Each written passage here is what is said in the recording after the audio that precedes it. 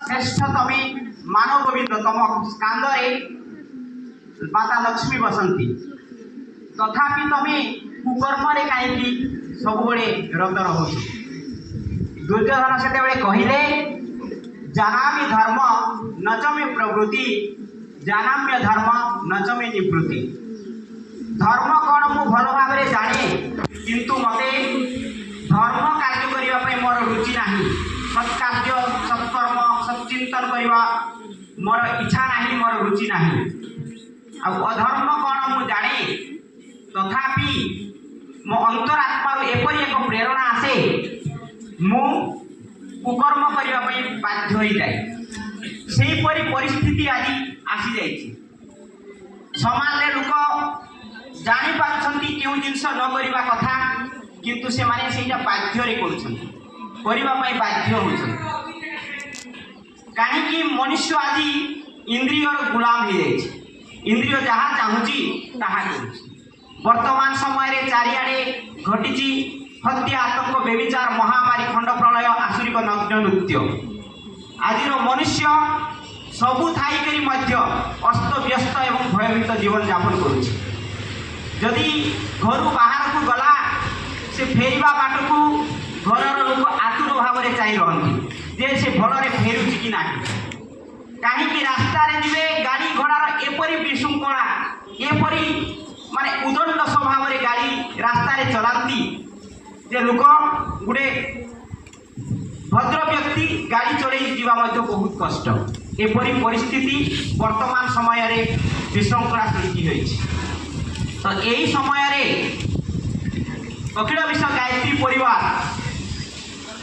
सामाजिक नैतिक एवं सांस्कृतिक उत्थान पाई जुग ऋषि वेदमूर्ति तपनिष्ठ पंडित श्रीराम शर्मा आचार्य हरिद्वार जोठारे आध्यात्मिक राजधानी कह जाए जोठारे सप्त ऋषिर सरोवर सेठारे शांति कुंज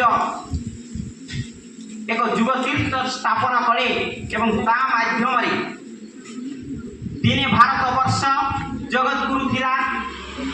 सेही जगत गुरु पद को पुनर्जागरण करने भारतीय संस्कृति को प्रत्येक व्यक्ति प्रत्येक मानव भीतर रे जागरण करने भारतीय संस्कृतिर मूल्यबोध को निज जीवन में धारण करी निज जीवन को धन्य करने जो संस्कृति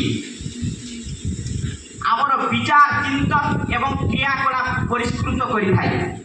संस्कृति संस्कृति परिष्कृत उत्कृष्ट विचार चिंतन कार्यकलाप को संस्कृति कह जाए। आई संस्कृति रे बसवास करुवा मानव मानू देवता कह जाउथिला।